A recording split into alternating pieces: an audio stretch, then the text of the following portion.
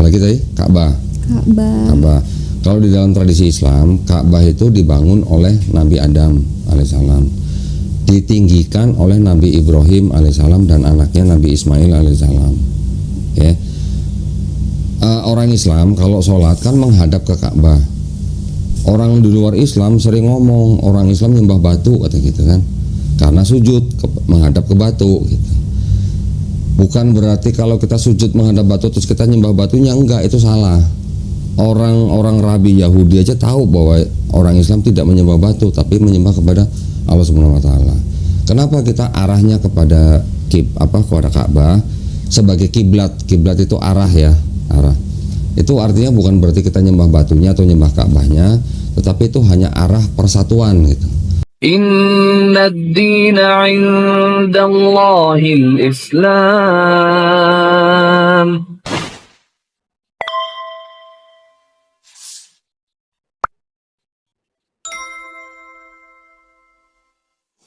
Kenapa kita perlu sholawat kepada Nabi? Sama Nabi. Kenapa kita perlu sholawat? Kenapa harus lewat Nabi gitu kan? Bisa langsung ke Tuhan gitu kan, sholawat ya. Sholawat itu tahu nggak apa?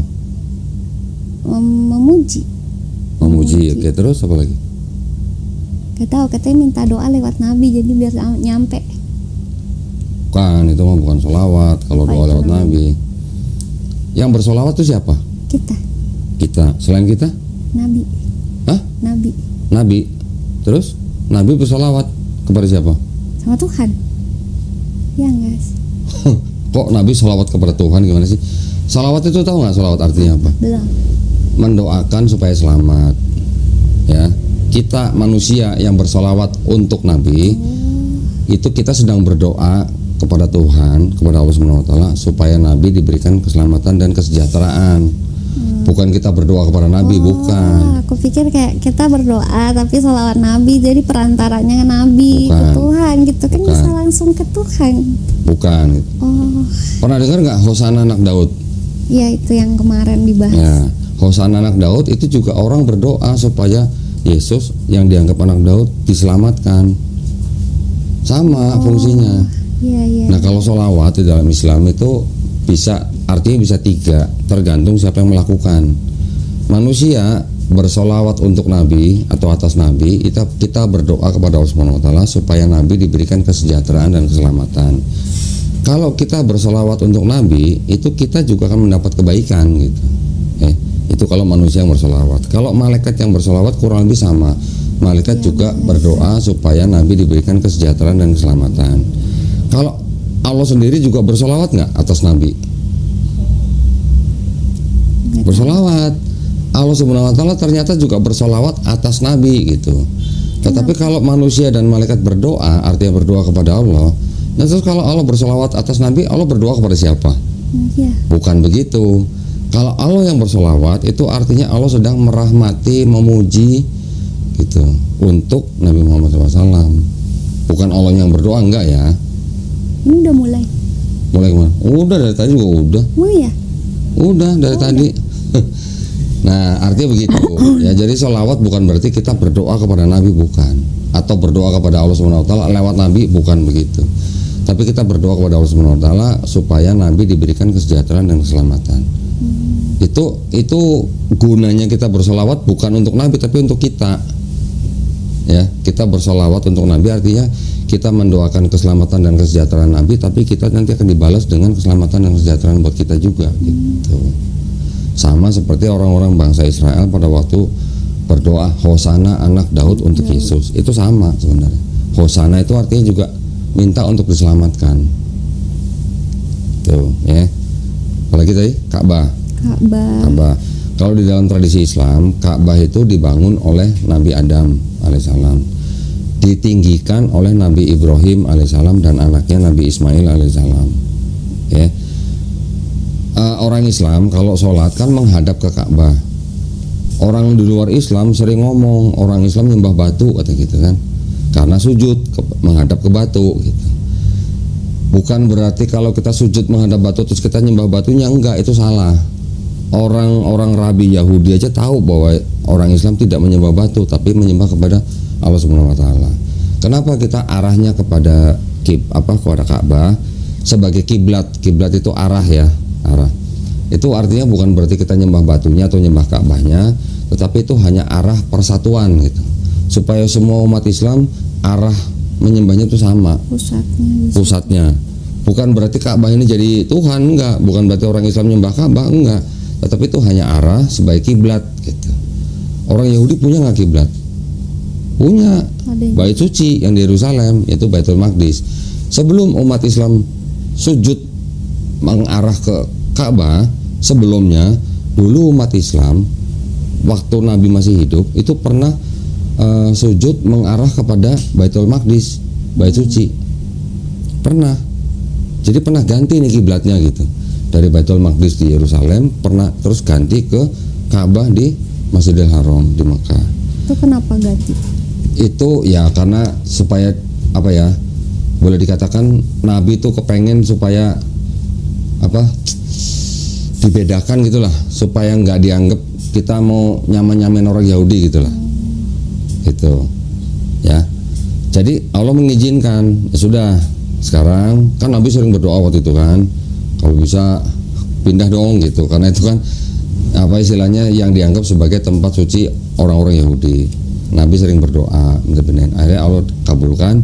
Ya udah, mulai sekarang lu ngadep ke Ka'bah. Tapi bukan berarti nyembah Ka'bah, itu hanya arah persatuan. Nah, ciri-ciri agama yang monoteis, tahu ya monoteis ya? Satu. Yang hanya menyembah Tuhan yang satu, ciri-cirinya punya kiblat. Kristen kiblatnya kemana? Nggak punya kiblat. Nah, komen lagi. Ya, jangan sedih. Jangan sedih. Nah, gitu ya. Jadi sujud menyembah ke arah Ka'bah bukan berarti kita nyembah Ka'bahnya, bukan. Itu hanya sebagai arah persatuan untuk umat Islam. Ya, itu kan 24 jam kan? Iya, 24 jam. Sekarang pertanyaannya gini. Kalau misalnya kita umat Islam nih lagi naik kendaraan, mau kendaraan darat, mau kendaraan laut, mau kendaraan udara, di atas kendaraan itu kita mau sholat nih, mau ngadep mana? Apa kita harus tetap ngadep Ka'bah? Kita lagi naik bus ngadep ke sono, Ka'bahnya di arahnya di belakang kita. Apa kita sholat harus ngadep sono? Dan bus ini belok-belok gitu? Atau pesawat juga mungkin belok-belok, atau kapal laut juga belok-belok? Enggak. Kalau orang yang sedang safar atau sedang melakukan perjalanan di atas kendaraan, dia boleh tidak menghadap Ka'bah, bebas. Itu bebas. Silakan, Ka'bahnya di sono, kita lagi naik kapal laut ngadep sono, kita sholat ngadep sono nggak apa-apa. Gitu. Jadi bukan berarti menghadap ke Ka'bah itu terus menyembah Ka'bahnya, bukan. Itu hanya arah. Gitu. Ya.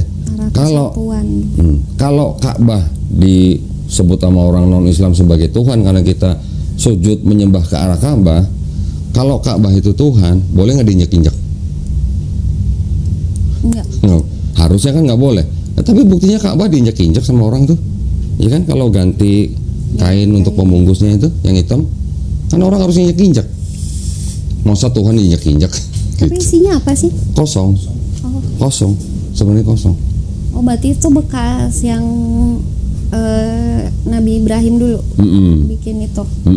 Ditinggikan. Yang bikin di dalam tradisi Islam itu Nabi Adam alaihissalam. Nabi Ibrahim alaihissalam dan Ismail hanya meninggikan gitu. Itu nanti nyambungnya dengan di Ka'bah di salah satu sudutnya itu kan ada batu Hajar Aswad. Nah, iya itu. Ya kan? Itu kali. Umat Islam kalau yang ke situ pasti pengen nyium batu Hajar Aswad. Kenapa? Karena memang Nabi dulu pernah mencium batu itu. Memang ada hadis yang mengatakan bahwa mencium batu Hajar Aswad menghapus dosa.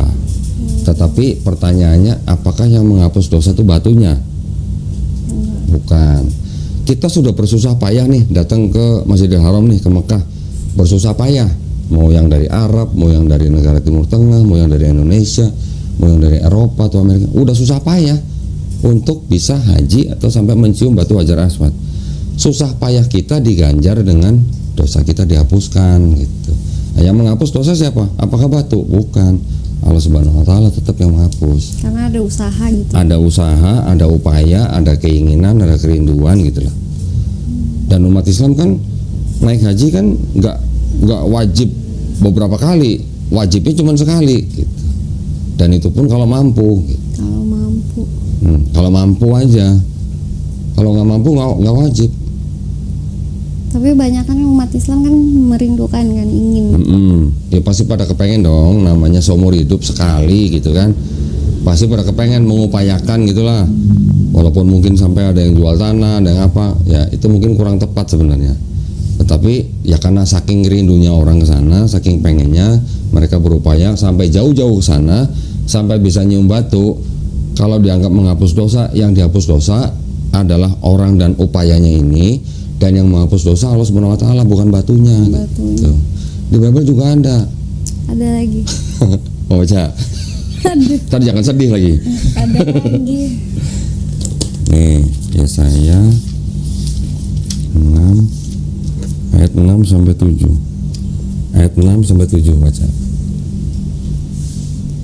Ayat 6, tetapi seorang daripada serafim itu terbang mendapatkan aku, di tangannya ada bara yang diambilnya dengan sepit dari atas mesbah. Ia menyentuhkannya kepada mulutku serta berkata, lihat ini telah menyentuh bibirmu, maka kesalahanmu telah dihapus dan dosamu telah diampuni. Ada batu bara yang disentuhkan ke bibir Nabi Yesaya dan dikatakan dosa Nabi Yesaya dihapus. Yang menghapus dosa apakah batu baranya, sepitnya, mesbahnya, atau serapimnya, atau Hashem, Tuhan Yang Maha Esa? Siapa kira-kira? Tuhan. Nah gitu gambarannya kira-kira sama begitu. Nah jadi kalau orang-orang di luar Islam yang menuduh orang Islam cium batu karena batu itu bisa menghapus dosa, yang ngomong begitu awam. Berarti mereka juga buta Bible-nya sendiri gitu. Bahkan ada ya Yesaya 6. Sini saya bukain lagi. Ini lebih parah lagi nih. Jangan sedih. Kurang lebih sama nih ayat 37 nih, Keluaran. Ayat 37, 7 hari lamanya haruslah engkau mengadakan pendamaian bagi mesbah itu, haruslah engkau menguduskannya, maka mesbah itu akan menjadi maha kudus. Setiap orang yang kena kepada mesbah itu akan menjadi kudus. Mirip lah ya. Apa iya orang yang gol mesbah itu kan batu. Orang yang gol batu jadi kudus. Kudus berarti kan nggak ada dosanya. Yang bikin dia jadi kudus siapa? Apa batunya? Ya, dulu masih berpindah-pindah kan? Ya, dulu bisa masih pindah-pindah. Itu kan, ya, paham ya. Jadi kalau orang Islam mencium batu Hajar Aswad itu hanya satu kerinduan lah. Keluaran 29:14.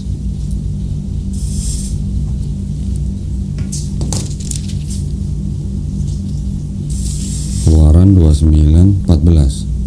Tetapi daging lembu jantan itu, kulitnya dan kotorannya haruslah kau bakar habis dengan api di luar perkemahan, itulah korban penghapus dosa. Korban penghapus dosa. Ada kotorannya kan? Apa ya kotoran itu penghapus dosa? Yang menghapus dosa siapa? Apa kotorannya? Dibakar habis. Jadi penghapus dosa. Nah, yang menghapus dosa siapa? Kotoran lembunya atau Tuhan Yang Maha Esa? Kayak ritualnya aja kali. Nah itu. Jadi orang pada zaman itu memang disuruh melakukan korban hewan untuk apa, semacam kayak menghapus dosa, menyucikan dosa. Tapi yang menghapus dosa apa kotoran sapinya?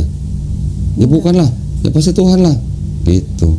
Begitu juga dengan kita mencium batu Hajar Aswad, bukan batunya yang menghapus dosa kita, tapi Tuhannya gitu loh. Ya, paham ya? Paham. Tentang kisah Nabi. Kisah Nabi ya. Ya sebentar. Kisah Nabi yang mana nih? Nabi Muhammad SAW. Nabi Muhammad SAW kalau berdasarkan sirah Nabawi ya, cerita daripada kisah daripada Nabi Muhammad SAW itu, beliau lahir dari seorang ayah bernama Abdullah. Abdullah artinya hamba Allah. Ibunya bernama Aminah. Kedua orang tua Nabi Muhammad SAW ini adalah orang-orang yang memang bersama dengan sukunya mengikuti ajaran daripada Nabi Ibrahim alaihissalam. Ya. Jadi mereka juga tahu yang namanya sunat, mereka juga tahu yang namanya Allah, tahu. Cuman memang belum ada risalah yang sampai kepada mereka. Nabi Muhammad SAW sendiri dari kecil memang boleh dikatakan sudah menjadi anak yatim. Ya. Kemudian setelah beliau udah agak besar, beliau kan memang dibesarkan oleh pamannya, ya kan? Pamannya kan adalah Abu Thalib.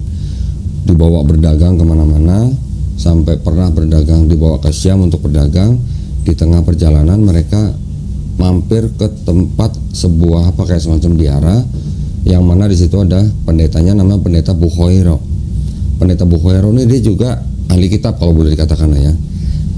Ketika Abu Thalib datang diajak suruh masuk, tapi keponakannya yaitu Nabi Muhammad SAW waktu itu disuruh tunggu di luar. Pendeta Bukhairo ini nanya kepada Abu Thalib, itu siapa gitu. Itu anakku itu maksudnya keponakanku. Orang Arab kan ponakan sama anak tuh kadang masih disamain lah gitu. Dia bilang, kalian mau kemana? Mau ke Syam, mau dagang. Jangan bawa anak itu ke sana, bawa pulang gitu. Karena anak itu adalah yang disebut dengan nabi yang akan datang. Pendeta Bukhairo ini punya catatan-catatan atau gulungan-gulungan kitab yang ada menuliskan tanda-tanda nabi yang akan datang itu. Nah, tanda-tandanya apa? Setiap mereka jalan dinaungi awan, ya. Bahkan ada tanda di punggungnya.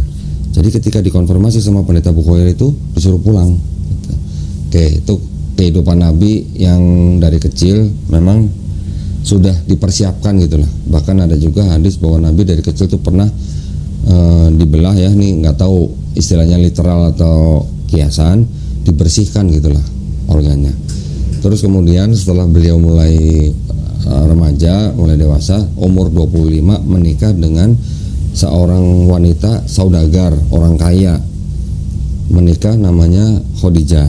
Khadijah ini menikah dengan Nabi Muhammad SAW, umurnya beda 15 tahun. Nabi umur 25 tahun, istrinya umur 40 tahun. Janda kaya memang lah. Oke. Mereka menikah selama 25 tahun. Bahagia gitu, ya. Punya anak yang laki-laki meninggal. Setelah istrinya meninggal, barulah Nabi menikah lagi dengan wanita yang lain, kemudian menikah lagi dengan wanita yang lain, baru Nabi melakukan istilahnya memiliki istri lebih dari satu atau poligami. Tetapi selama 25 tahun pertama tidak pernah poligami, hanya satu istrinya. 25 tahun kan perkawinan apa? Perak ya. Nah, terus pada waktu sedang masih dalam pernikahan, Khadijah masih hidup, usia 40 tahun Nabi menerima wahyu Quran. Pada waktu itu sebelum menerima wahyu, Nabi itu memang sering menyendiri di gua. Di situ ada gua namanya Gua Hiro, ya. Itu di atasnya kota Mekah. Beliau sering menyendiri. Karena memang di kota Mekah itu orang-orang di situ tuh boleh dikatakan hidup hanya untuk duniawi lah gitu. Walaupun di situ ada situs Ka'bah, walaupun keluarga besarnya Nabi sebagai pengurus atau pengelola Ka'bah, tetapi di situ tuh sudah mulai ada yang namanya patung-patung berhala yang mengelilingi Ka'bah gitu. Karena orang-orang Quraisy itu sudah terbiasa menyembah patung-patung yang di sekeliling Ka'bah. Dari mana tuh patung-patung? Dari negeri Syam. Waktu itu ada orang Quraisy yang pergi ke sana, pulang bawa oleh-oleh patung, ditaruh di dekat Ka'bah, disembah sebagai istilahnya pengantara gitu. Nyusul yang lain gitu, sampai akhirnya ada 365 patung. Nabi menyendiri, akhirnya suatu malam pada malam Ramadan menerima wahyu pertama kali dari malaikat Jibril alaihissalam di dalam gua. Namanya orang zaman dulu melihat sesuatu yang gaib, ya, melihat sesuatu yang tiba-tiba muncul gitu, pasti kan pada takut gitu loh. Disuruh suruh baca dari apa juga nggak ditulisin, baca dari apa yang dibaca juga nggak dijelasin awal gitu. Tetapi sampai dipeluk akhirnya baru tahu bahwa Nabi ternyata disuruh mengulang apa yang diucapkan oleh malaikat Jibril alaihissalam. Ya, itu ayat pertama yang diturunkan, Iqra gitu. Nah, setelah itu dia turun, menemui istrinya, ketakutan sampai menggigil, diselimutin dan segala macam, ditenangin, diceritain begini-begini. Istrinya masih yakin bahwa suaminya itu adalah orang baik, jadi nggak mungkin dia istilahnya mendapat sesuatu yang tidak baik gitu. Dibawalah ke paman istrinya, namanya Waraqah bin Nawfal. Waraqah bin Nawfal ini memang orang Nasrani. Dia adalah disebut sebagai penulis Injil, tapi ini Injil yang bukan yang istilahnya yang kita kenal sebagai Injil yang kita pegang sekarang gitu, bukan. Pamannya istrinya ini ngomong, kamu ini adalah nabi yang memang akan datang. Yang menemui kamu itu adalah Namus. Namus itu adalah nama lain daripada malaikat Jibril alaihissalam, yaitu malaikat yang sama yang menemui Nabi Musa alaihissalam. Warokah ini bilang, kalau saja nanti aku masih hidup ketika kamu sudah menyiarkan agama yang Islam ini, aku pasti akan membela kamu gitu. Tapi pamannya Nabi ini bertemu Nabi hanya 2 kali. Pertama ketika Nabi baru menerima wahyu, kedua ketika berada di depan Ka'bah. Setelah itu Warokah meninggal. Jadi Quran diturunkan selama kurang lebih hampir 23 tahun semenjak itu, ya. Nabi hidup di Mekah. Setelah menerima Quran itu, Nabi hidup di Mekah kurang lebih 13 tahun. Ayat-ayat yang turun pada zaman di Mekah itu adalah ayat-ayat yang berurusan dengan akidah. Akidah itu teologi, ya, keyakinan. Setelah Nabi dikejar, mau dibunuh dan segala macam oleh orang-orang Quraisy, baru Nabi hijrah ke Madinah. Nabi hijrah ke Madinah juga itu melalui cerita yang cukup menegangkan gitu ya. Karena Nabi waktu itu ditemani oleh sahabatnya Abu Bakar sampai bersembunyi di sebuah gua. Orang-orang Quraisy sudah datang ke gua itu, sudah tinggal istilahnya mau menemukan Nabi, tapi di gua itu ditutup oleh sarang laba-laba. Ada sarang laba-laba yang tiba-tiba ada gitu loh. Kayak laba-laba tuh nggak boleh dibunuh katanya. Nah, ya nggak tahu. Terus akhirnya sampai nggak ketangkap. Akhirnya Nabi sampai selamat ke Madinah, hijrah. Ya. Di Madinah ayat-ayat Quran masih tetap turun, tapi kebanyakan ayat-ayat Quran yang turun itu pada zaman di Madinah itu adalah ayat-ayat yang berurusan dengan urusan antara manusia, ya. Jadi kalau di Mekah kebanyakan ayat yang turun adalah ayat-ayat yang urusannya dengan Allah atau hablum minallah 13 tahun. Di Madinah 10 tahun itu ayat-ayat yang berurusan dengan hablum minanas, interaksi manusia antar manusia, untuk urusan pemerintahan, untuk urusan perdagangan dan semacamnya. Berapa kitab? Total semuanya ada 114 kitab. 114 kitab yang ada dalam Quran itu disusun setelah Nabi wafat, bukan pada zaman Nabi masih hidup, ya. Jadi pada waktu setiap Nabi menerima ayat, Nabi selalu mengucapkan di depan sahabat-sahabatnya, sahabat-sahabat para menulis. Kemudian tulisan-tulisan yang sudah diverifikasi itu disimpan oleh orang masing-masing. Ketika Nabi sudah wafat kira-kira tahun 632 Masehi, baru 2 tahun setelahnya, nggak sampai 2 tahun, disusun menjadi kitab atau buku gitu ya. Nabi lahir kurang lebih tahun 570 Masehi. Menerima wahyu pertama kali ketika beliau berusia 40 tahun. Quran diturunkan kurang lebih 23 tahun. Jadi beliau wafat kurang lebih tahun 632 Masehi. Gitu ya. Nanti di situ diteruskan kan oleh sahabat Abu Bakar radhiyallahu anhu, kemudian dilanjutkan sahabat Umar bin Khattab, dilanjutkan oleh sahabat Utsman bin Affan. Pada zaman Utsman ini Quran dikodifikasi kedua kalinya. Ya, jadi kalau yang waktu pertama kali pada zaman sahabat Abu Bakar itu Quran disusun karena banyak penghafal Quran yang tewas dalam peperangan Yamaman. Pada zaman sahabat Utsman bin Affan ini Quran disusun kedua kalinya karena banyak orang menyebut ayat Quran dengan bacaan yang berbeda-beda gitu. Akhirnya baru disusun ulang. Waktu itu ada perang di Azerbaijan. Setelah disusun yang kedua kalinya, Quran-Quran yang sudah berupa mushaf yang bacanya beda-beda itu semua dibakar supaya bacaannya sama, standar gitu lah. Ya, baru setelah Utsman bin Affan wafat diteruskan oleh sahabat Ali bin Abi Thalib dan seterusnya. Tapi perjalanan sang Nabi ini ya, selama beliau berusia kurang lebih 63 tahun itu, dari usia dia 40 tahun sampai 63 sampai dia wafat, yang dia sebarkan semuanya adalah ajaran yang hanya bertauhid. Beliau mengajak kepada umatnya hanya untuk menyembah Allah Subhanahu wa taala, tidak menyembah selain Allah Subhanahu wa taala. Itu yang beliau ajarin. Ya. Dan yang beliau ajarin itu juga itu sebenarnya meneruskan risalah-risalah yang sebelumnya pernah diturunkan kepada Bani Israel. Tetapi kalau Bani Israel menerima risalah-risalah Taurat, Zabur, Injil yang diberikan kepada Nabi Muhammad SAW ini bukan untuk khusus bangsa Arab, tetapi untuk seluruh manusia. Ajarannya Nabi Muhammad SAW yang boleh dikatakan paling mengena buat saya juga nih, karena saya juga kan dulu kafir, itu seperti ini, bahwa orang Arab itu tidak lebih baik daripada orang non-Arab, ya. Orang non-Arab juga tidak lebih baik daripada orang Arab.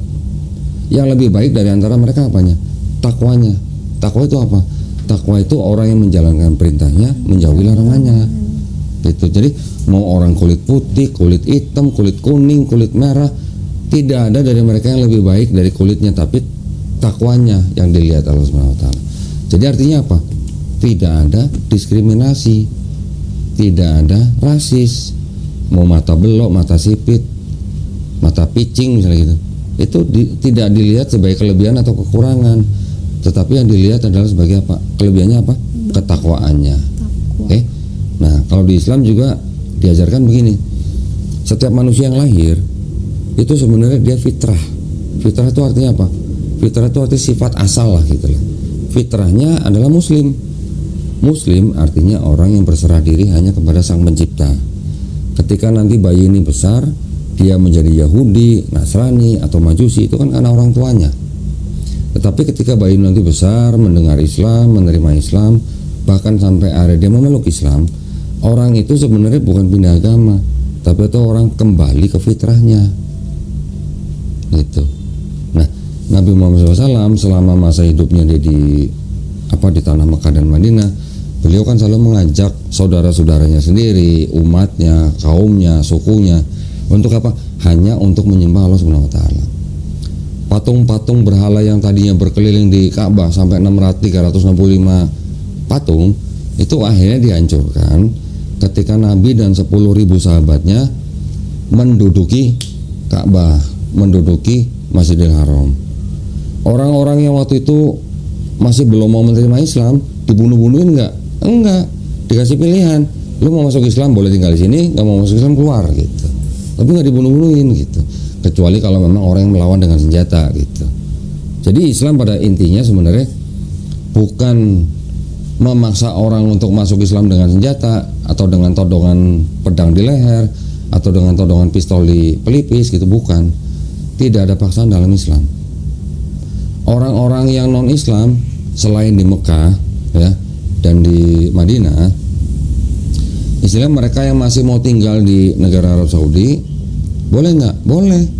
Tetapi ada hukum di dalam Islam, orang-orang yang istilahnya bukan Islam itu, yang masih mau tinggal di negara Islam itu mereka tinggal bayar jizyah. Jizyah itu kan semacam pajak lah. Tapi pajak itu lebih kecil daripada kewajiban orang Islam. Orang Islam kan bayar zakat, orang non Islam bayar jizyah kalau dia mau tinggal di situ. Jumlahnya lebih sedikit dari zakat dan yang bayar hanya laki-laki yang produktif. Orang tua nggak bayar, wanita nggak bayar, anak kecil nggak bayar.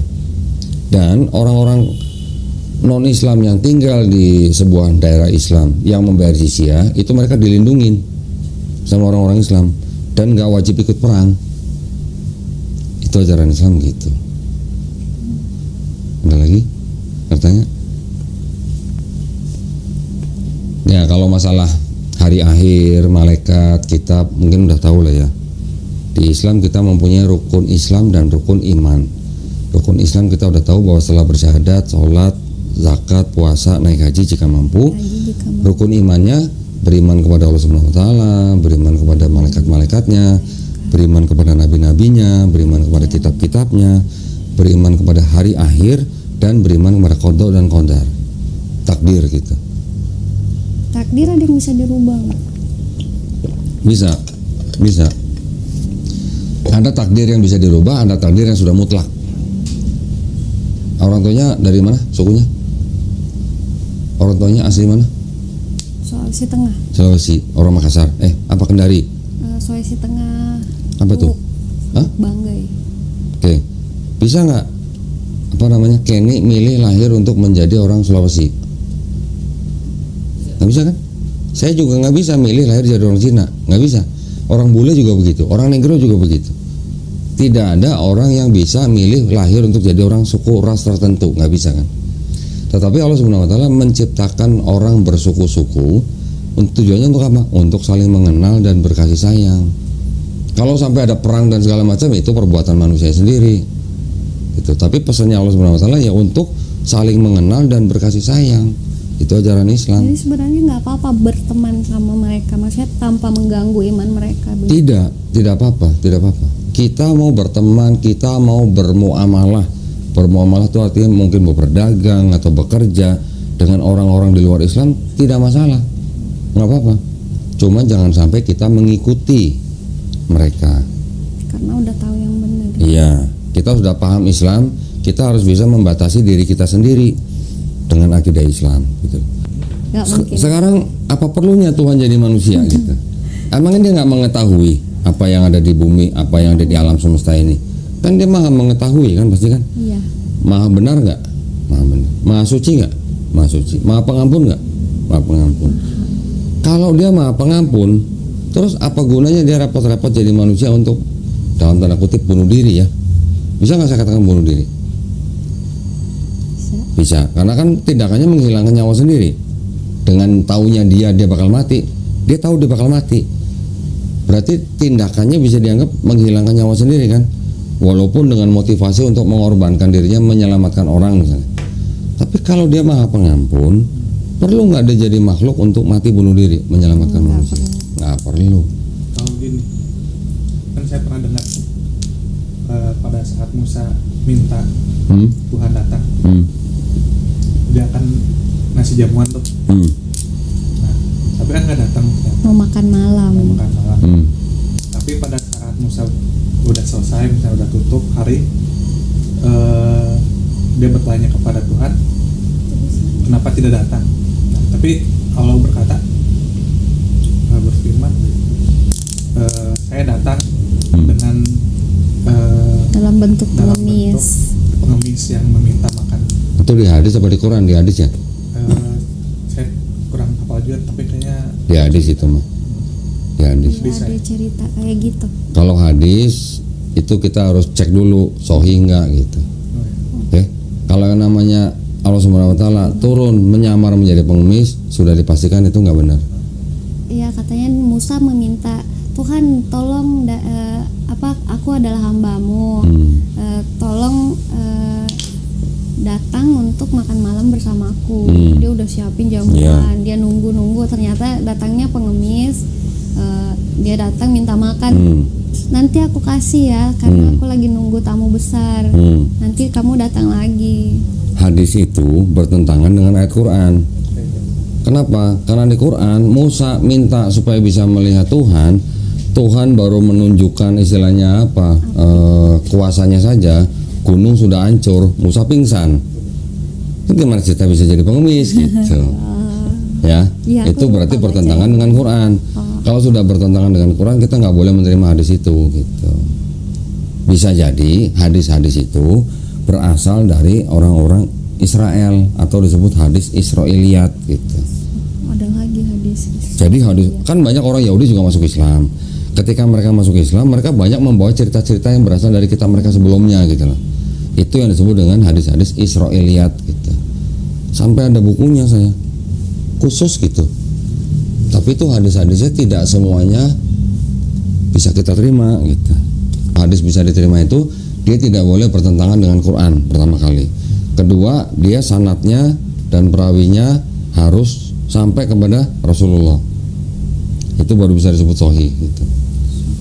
Kalau di antara perawi itu walaupun dianggap sampai kepada Rasulullah, tapi di antara orang-orang yang menceritakan itu ada yang tidak alim, misalnya pernah berbohong aja, nggak usah bohong sama manusia deh, membohongi binatang aja.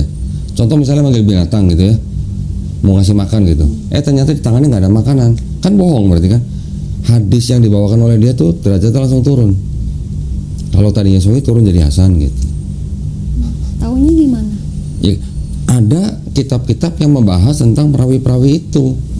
Jadi ada kitab-kitabnya yang sampai menceritakan orang ini gimana gitu. Dulu pernah bohong nggak, alim nggak, turunan siapa gitu. Itu ada ilmunya. Nggak seperti Matius, Markus, Lukas, Yohanes yang tidak diketahui siapa yang nulis dan tidak jelas apakah nyampe ke Yesus apa enggak gitu. Bedanya di situ. Waktunya udah jauh. Jauh.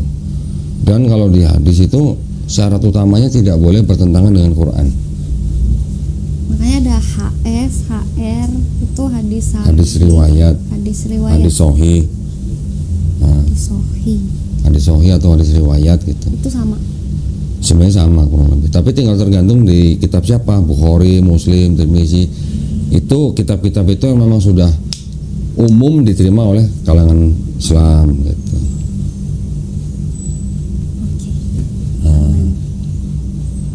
Jadi tidak semua hadis bisa diterima. Pernah dengar surga di bawah telapak kaki ibu? Itu hadis bukan? Hadis. Sahih bukan? Enggak. Enggak sahih. Walaupun enggak sahih, tapi kan kedengarannya baik gitu kan. Itu enggak sahih. Itu boleh dikatakan hadis palsu. Iya, tapi kan ajarannya baik gitu loh. Iya, ajarannya kan baik. Iya. Tuntutlah ilmu sampai ke negeri Cina gitu. Pernah dengar? Itu juga hadis. Tapi bukan hadis sahih gitu. Kan kasihan gitu ilmu dituntut-tuntut gitu. Selama ini kita bilang surga di telapak kaki ibu, berarti itu hadis. Iya, berasal dari kalangan Islam. Karena di Islam, Kayak itu. karena di Islam memang Islam mengajarkan anak harus benar-benar menghormati orang tua, terutama ibu. Iya. Ya, ada hadis kalau nggak salah yang seorang sahabat menanyakan kepada Nabi, siapa yang harus kita hormati antara ayah dan ibu? Nabi menjawab ibu. Oke, setelah ibu siapa? Ibu lagi. Setelah ibu lagi sampai 3 kali, baru ayah. Baru ayah. Berarti satu ayah bukan dengan 3 istri, bukan, ibunya 1. Tapi kita tetap menghargai ibu 3 kali lebih tinggi daripada ayah. Karena ibu yang mengandung dan melahirkan kita gitu. Mungkin dari situ ya, mungkin sampai ada perkataan surga di bawah telapak kaki ibu. Mungkin, tapi ternyata itu bukan hadis yang sahih gitu. Tuh, kita juga orang Kristen memakai itu. Ngambil dari Hadis Islam. ya. Aku baru tahu. Ngambil dari Islam. Jangan sedih. Gak sedih lah. Harusnya udah nggak boleh sedih. Iya. Udah aman. Kemarin gimana? Setelah yang dari ketemu dengan Billy di sini, pulang terus gimana? Ngobrol sama mamanya atau gimana? Udah enggak sih, cuman chat. Oh, chat. Kan nggak di sini. Oh, mama di mana? Di Sulawesi. Makassar ya. Papa juga di sana. Iya. Oke, terus bilang apa? Udah ngechat. Tuhan tuh satu. Terus? Kalau Islam sama Advent nggak jauh beda kok, cuma beda di ketuhanan aja. Jadi maksudnya bukan berarti aku pindah agama gitu, jadi aku sama mamiku putus hubungannya. Enggak. Kayak gitu. Iya. Karena di Islam juga ibu yang dimuliakan. Aku cuman bilang kayak gitu, belum dibalas. Oh, belum balas. Iya, videonya juga aku udah liatin, belum dibalas. Papanya? Apa? Papiku mah Apa? nggak tahu. Silakan gitu ya. Nggak tahu, papiku nanti aja Oh. belakangan. Soalnya aku lebih dekat sama papiku, jadi mungkin ngomongnya nanti lebih. Oh, malah lebih dekat ke papinya. Iya. Oh, oke. Maminya di sana sama papinya gereja apa? Papiku GPIB Mami sama dong. Advent. Kok beda? Jadi kalau orang minggu mereka misah gitu. Nggak Papinya gereja, GPIB. papiku nggak gereja. Oh, papinya nggak gereja. KTP Oh. Oke. mancing mania. Ada lagi yang mau ditanya soal Islam? Apa lagi ya? Fitnah Islam pernah dengar nggak? Fitnah Islam. Tentang apa? Dulu pernah nggak mendengar orang yang memfitnah Islam gitu, ayat-ayat Quran misalnya? Enggak sih. Kalau di Advent sih enggak sih. Sejauh aku memandang. Cie. Berarti belum dengar semua ya, Rik ya? Banyak orang-orang di luar Islam yang memfitnah Ada Islam Islamologi. melalui Quran. Cuman ada Islamologi di Advent, ada Islamologi. Cuman aku udah lupa. Nggak ingat apa yang diajarin dulu. Udah lama banget. Terus yang mau ditanya lagi apa kira-kira Apa lagi ya? di Islam? Lupa. Sholat aku udah pernah sholat. Udah pernah sholat?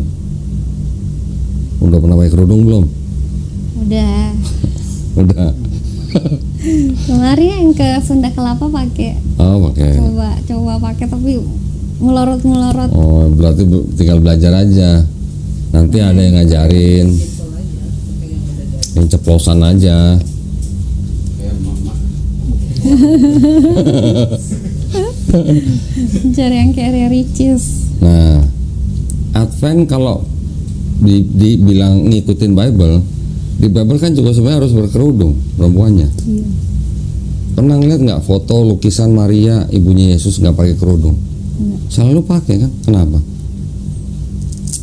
Kenapa Kristen nggak pakai ya? Nah iya itu juga nggak ngerti. Belum tahu jawabannya. Udah dihapuskan kali, kan udah dihapus yang kemarin-kemarin. Kalau dihapus, loh yang ngomong dihapuskan kan Paulus, tapi Paulus sendiri yang ngomong juga bahwa perempuan harus pakai kerudung. Kurban apa tuh dihapus. Kalau nggak pakai kerudung, Paulus bilang apa? Perempuan itu harus botakin rambutnya. Jadi Paulus nggak salah-salah amat loh sebenarnya. Dia juga yang ngomong bahwa perempuan harus pakai kerudung. Kalau nggak pakai kerudung mendingan botak gitu. Dalam ada ininya kali, case-nya. Gini, kalau pendeta yang zaman sekarang bilang, kenapa orang Kristen nggak harus pakai kerudung? Karena itu fashion, dianggapnya gitu. Fashion itu berubah gitu. Atau enggak di apa? Kalau itu kan di Arab sana kan Panas. pasir, jadi harus pakai kerudung. Emang di Indonesia nggak panas? Panas juga sih. Oh, panas juga. Tapi kan ada debu pasir, Nah. ada jadi bercadar. Kalau di Islam konsepnya bukan karena panas atau enggak. Kalau di Islam itu yang perempuan harus pakai kerudung, kenapa? Karena tubuh wanita itu semuanya aurat kecuali wajah dan tangan. Jadi itu yang harus ditutup.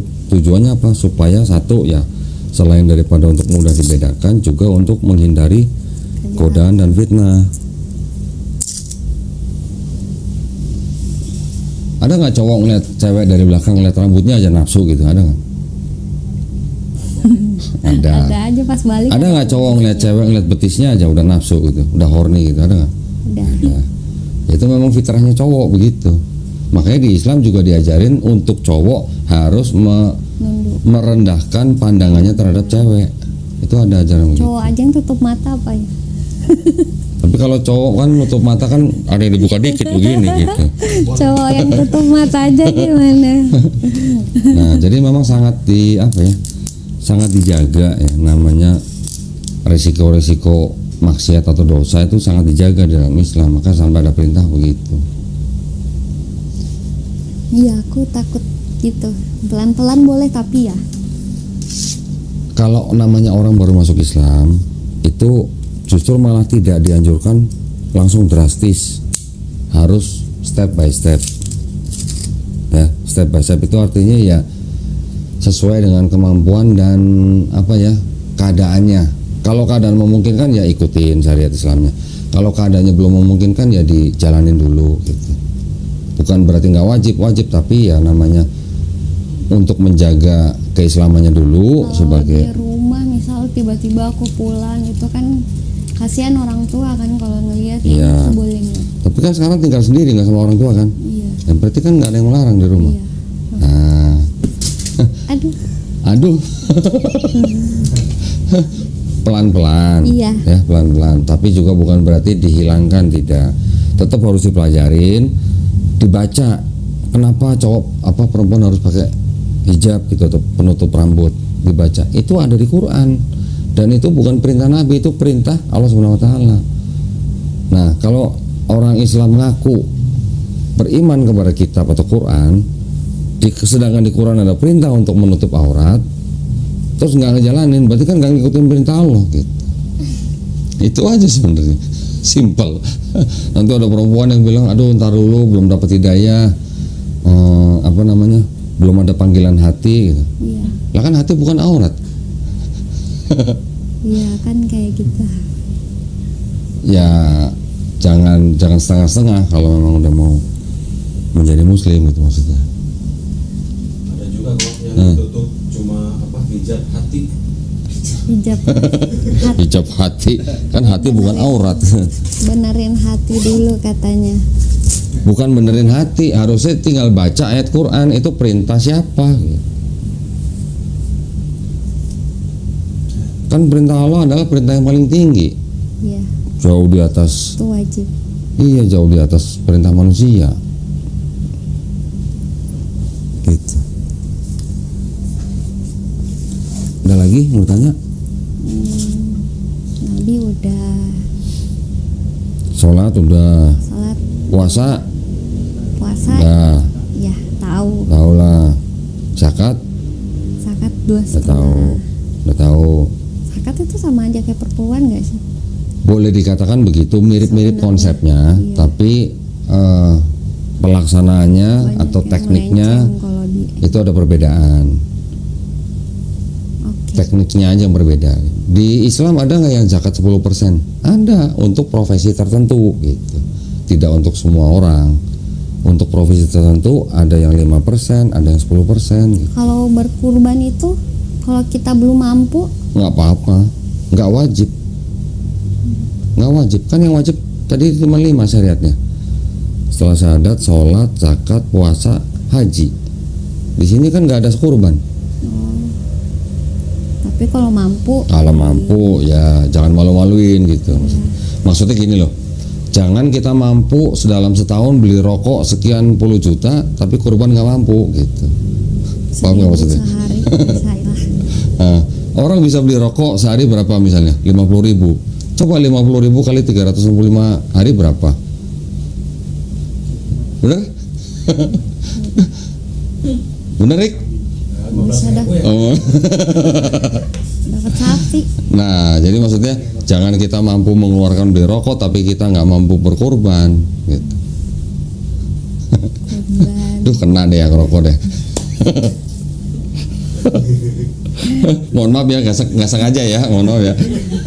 Dengar tuh yang sobat-sobat. Kecuali kalau rokoknya minta gitu ya. Nyindir lagi ya. Kena lagi deh. modal paru-paru. Modal baru-baru. Kalau orang pasar bilang modal congor gitu. Cuma modal paru-paru katanya. Oke. Ada lagi tanya? Udah. Kalau misalnya ini kan Nabi itu kan anaknya yang laki-laki meninggal kan, tinggal anak yang cewek kan. Apakah itu ada kekhususan atau keistimewaan untuk keturunan dari keturunan kedua, ketiga, ke bawah sampai ke bawah sampai Habis. sekarang? Apa itu masih ada keistimewaannya atau hanya cuma sekedar dilar-dilar saja?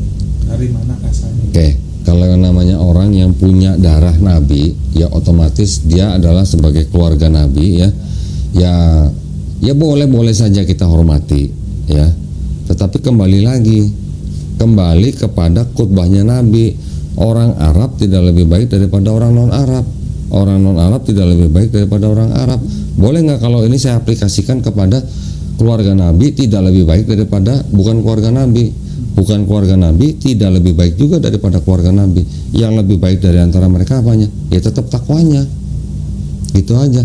Kita tidak hanya harus menghormati keluarga Nabi.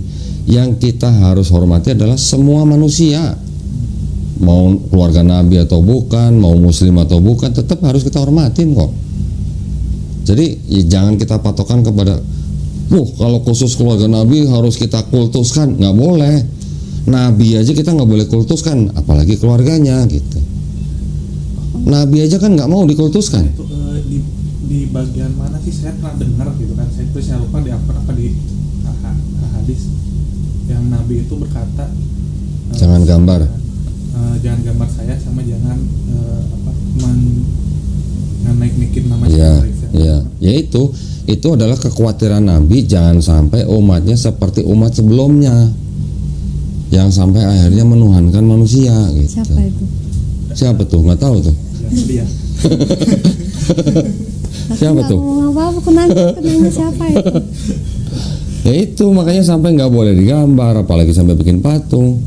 Karena itu orang dengan melihat gambar, mungkin gini, kalau Nabi masih hidup, masih ada pengikut ini jelas karena nabinya masih hidup, dikasih tahu Tuhan Allah SWT misalnya, Sang Pencipta, nyembah hanya Dia saja. Pengikut yang masih bisa ngeliat Nabi jelas.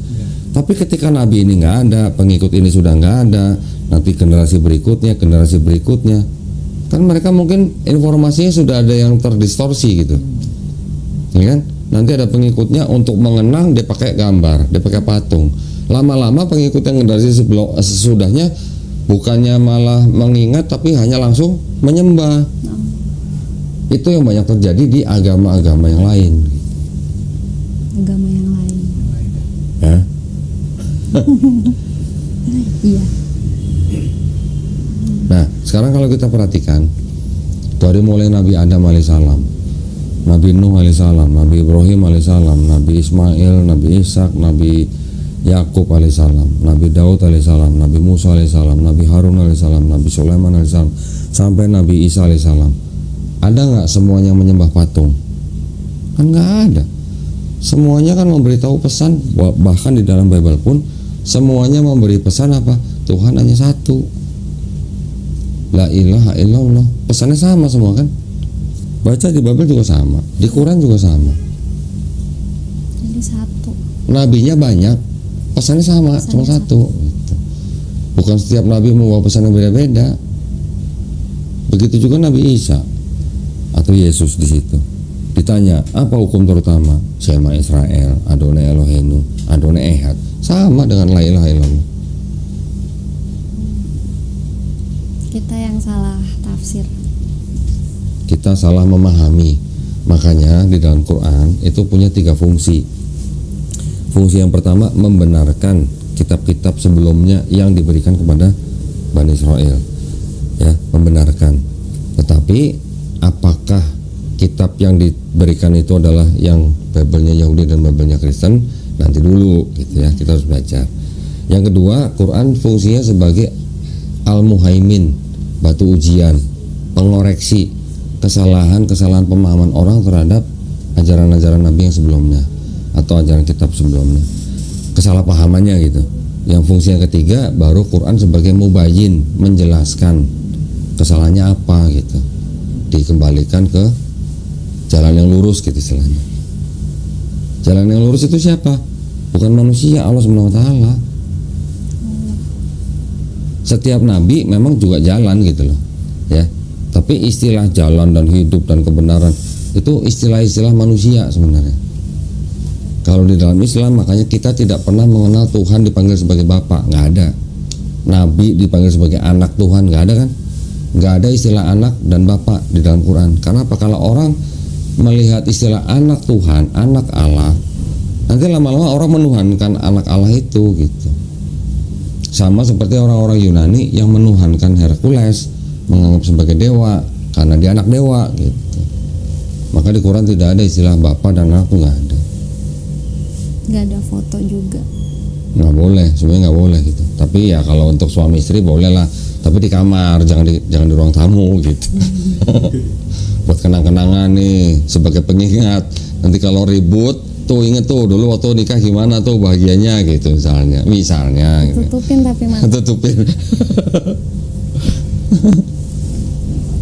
Prinsipnya gitu. Ya kalau di Advent kan dia nggak makan udang ya, udang, cumi. Menurut perjanjian lama, Ya. yang boleh dimakan dari hewan laut atau ikan itu adalah ikan yang bersirip dan bersisik. Jadi yang ada sirip dan ada sisiknya aja yang boleh dimakan.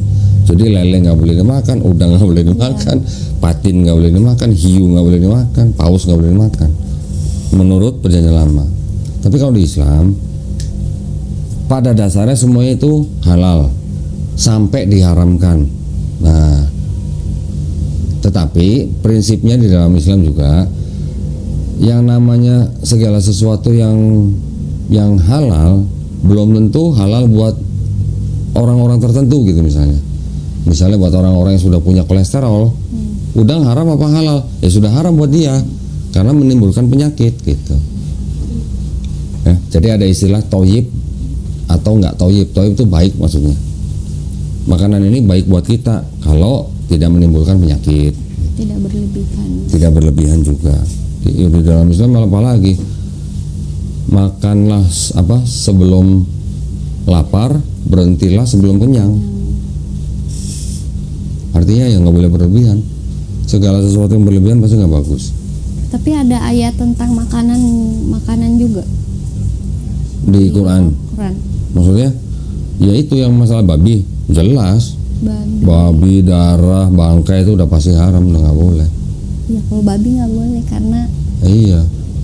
Nah nanti turunan-turunannya kalau di Islam kan hukumnya itu terbagi menjadi 4. Yang paling tinggi Quran, yang kedua hadis sahih, ya. Yang ketiga baru ijma ulama atau kesepakatan para ulama. Berikutnya baru kias namanya. Kias itu apa ya, ilmu kayak semacam ilmu perbandingan lah gitu. Yang pertama tetap Quran. Nanti yang tidak disebutkan dalam Quran kita bisa cari dalam tafsir misalnya. Tafsir nggak ada, kita turun nih ke hadis yang sahih. Tafsir biasanya juga memuat hadis-hadis yang sahih gitu. Nanti hadis sahih nggak ada jawabannya, turun ke ijma ulama. Ijma ulama nggak ada jawabannya, pakai qiyas. Kalau Bible, setelah Bible apa hukum keduanya? Nggak ada. Nggak ada, karena Bible sendiri sebenarnya kalau boleh dikatakan ini tingkatannya seperti hadis. Cuman hadis yang seperti apa nih? Jadi hadis kan? Hadis sahih, hasan, doif, maudhu, nanti ada mungkar segala macam.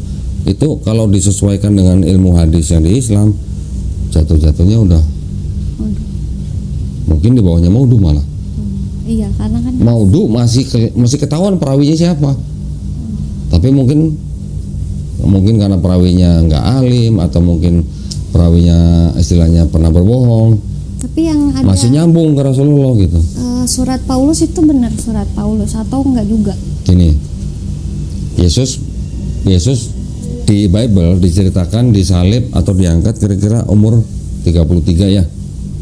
Kan dia mulai melayani umur 30, dia melayani kira-kira 3 tahun setengah gitu kan.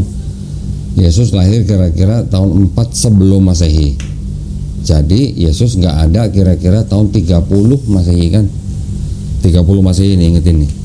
Surat-surat Paulus yang 13 itu ternyata ditulis kira-kira mulainya awalnya dari tahun 48 Masehi. 13 kan? Dari 30 ke 48, 18 tahun bedanya. Oke. Ditulis dari kira-kira tahun 48 sampai 65 atau 67 Masehi. Nah, dari 13 surat Paulus ini ternyata menurut ahli-ahli perjanjian baru sendiri, dari 13 yang benar-benar dianggap ditulis oleh Paulus cuma 7. Sisanya ditulis oleh Paulin. Paulin ini bukan nama cewek. Paulin itu sebutan untuk orang-orang yang mengikuti pemikiran Paulus. Jadi dari 13 yang benar-benar ditulis oleh Paulus dianggapnya cuma 7. Yang 6 bukan tulisan Paulus gitu. Karena zaman dulu orang itu boleh menulis begini. Saya menulis tapi saya ngaku sebagai Paulus gitu. Boleh. Belum kriminal. Belum ditangkap gitu. Bahkan Gospel Markus aja itu dia melakukan metode penulisan yang namanya mimesis. Mimesis itu artinya menyadur tulisan orang, tapi dia mengganti-ganti dengan nama tokohnya, nama tempatnya gitu. Itu namanya mimesis. Iya. Markus dan mimesis. Markus menulis tulisannya Homer. Ada orang penulis namanya Homer menulis tentang apa ya? Pernah dengar kota Trojan? Pernah? Nah, itu tulisannya Homer.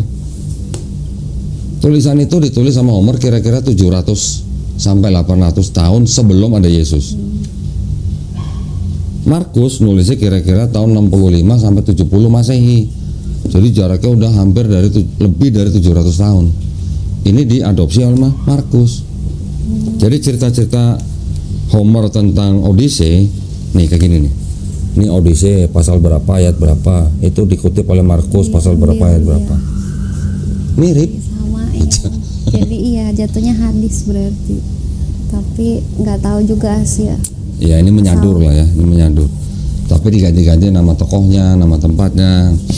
Nah, Markus itu yang dianggap ditulis pertama dari 4 gospel itu. 10 tahun kemudian penulis Matius dan penulis Lukas ini yang menyadur dari Markus.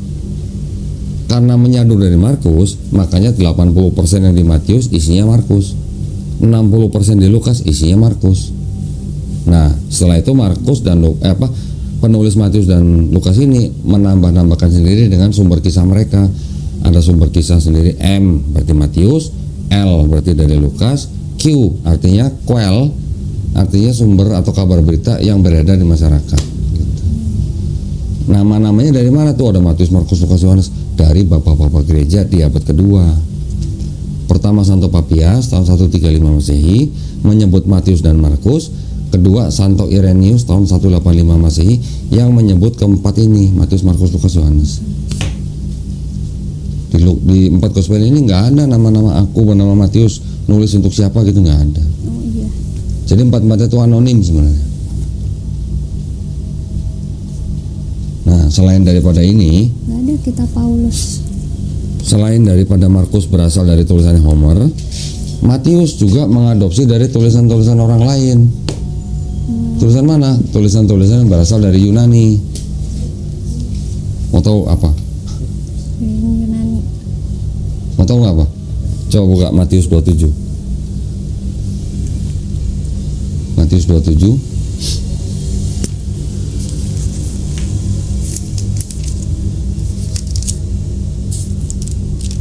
Ayat 52. Kubu dan Matius 27 Ayat 52. dan kuburan-kuburan terbuka dan banyak orang kudus yang telah meninggal bangkit. Dan sesudah kebangkitan Yesus mereka pun keluar dari kubur lalu masuk ke kota kudus dan menampakkan diri kepada banyak Orang-orang kudus yang sudah mati bangkit dari kubur. Orang mati bangkit dari kubur namanya apa?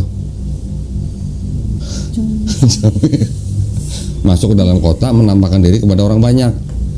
Kabur nggak kira-kira orang banyak kalau dilihatin mayat bangkit? Iya. Hah? Kabur dong. Nggak usah banyak lah. Satu aja mayat bangkit dari kubur di Bekasi misalnya. di Depok. Depok misalnya satu mayat bangkit. Kira-kira gimana? Heboh nggak? Heboh. Lo berani nggak disamperin mayat bangkit dari kubur? Takut ya. Jangan sedih. jangan sedih lo. Terbirit-birit pasti kan. Nah, cerita itu adanya cuma di Matius. Markus nggak ada, Lukas nggak ada, Yohanes nggak ada. Dari mana tuh ceritanya? Ternyata itu cerita dari Yunani. Namanya Festival Antesteria. Festival yang memperingati orang sudah mati bangkit masuk ke dalam kota. Cerita pagan gitu. Iya. Iya benar. Maksudnya kan kalau di Kristen katanya bilangnya ayatnya jangan sepotong-sepotong. Harus dari atas, tapi Ya udah baca dari atas dari kop, baca aja semuanya. makanya udah.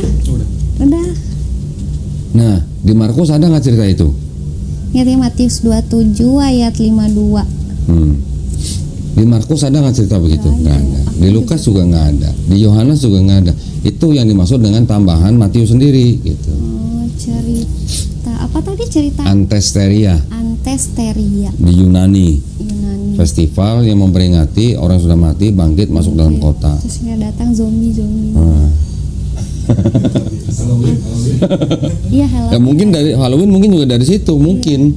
Iya kan ada harinya. Iya. Oh iya. Jangan sedih.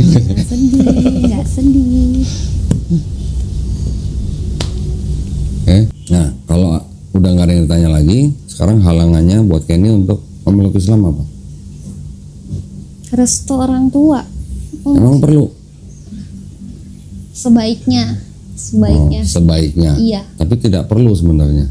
Setiap manusia itu nggak perlu minta izin kalau dia mau menjadi seorang Muslim. Iya. Ya, kalau di hutan gimana? Nggak ada orang tua, nggak ada siapa-siapa. Mau minta izin siapa dia? Nggak perlu sebenarnya. Tapi kalau kita memberitahu orang tua itu hanya atas dasar hormat kita kepada orang tua. Menghormati. Ya. Jadi mau nyusul Billy bagaimana? Iya. Alhamdulillah. Alhamdulillah. Berarti pakai kerudung ya? Pakai dulu ya. Iya dong. Ya. Ini tutup kepala nggak boleh. Rambutnya kelihatan nggak? Kelihatan. Tudung saji. Kemarin mana ya itu? Ya?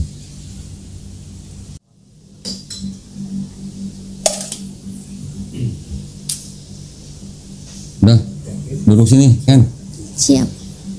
Duduk di kursi panas Ken. Kursi panasnya Billy. Kursi pengakuan dosa.